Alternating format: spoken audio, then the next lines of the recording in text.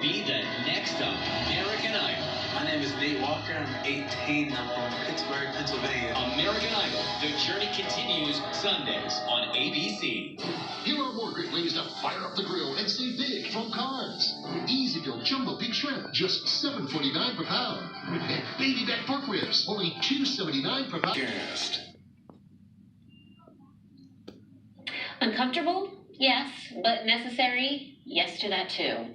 90% of people say that talking with their loved ones about end-of-life care is important still. Less than 30% of people have actually done it. UPMC Pinnacle is hosting a series of events to help the community with advanced care planning. Dr. Dominic Glorioso is here to start. 90% of people say they want to have this conversation, but only into the 30s. Yeah. So I always kind of think, nobody wanted to talk to her. Yeah. Advanced care planning. What is that? Advanced care planning is the idea where you make plans in advance of you becoming sick. So it involves having conversations with your physicians, having conversations with your family, and filling out documents. So let's talk about, why it's important to do that in advance.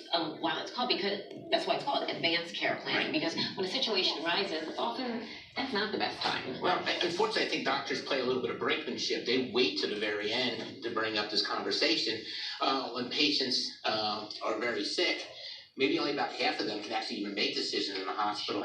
And if they're in the intensive care unit, it's probably less than a quarter. So it's important to bring these conversations up early, before you're too sick to be able to participate in conversations at any time. A couple of years ago, there was a program called Talk Turkey, where they actually had make suggestions and bring this up.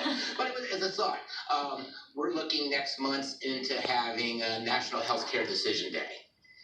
That's on April 16th. So why is that? Well, April 15th is tax day, and like Ben Franklin said, the only things guaranteed in life are death and taxes. So it's kind of like a little bit of a morbid joke there to have it right after tax day. Yeah. But again, it gives an event. It gives us a way to maybe bring up that conversation, a reason to bring up that conversation we didn't have before. Other times are bringing funeral home. We have a lot of resources right there for. Sure. And the hope will be that you'll bring that home with you, and with that information, start the conversation with your family, and maybe even push your own physician to have that discussion with you too. And then this other thing you're doing, it's like to do different things. And I did it once. I did know the one person that was sitting at the table with me. The other three people I had not ever met before, and within 10 minutes we were like best friends. It really opened up the conversation in a very unthreatening, non-threatening type of way. Nice to talk about these types of things. Because it is a tough topic to bring up cold. So we try to look for different ways to do it. Film. There's a really good film called Consider the Conversation. It's a documentary film. Same kind of thing.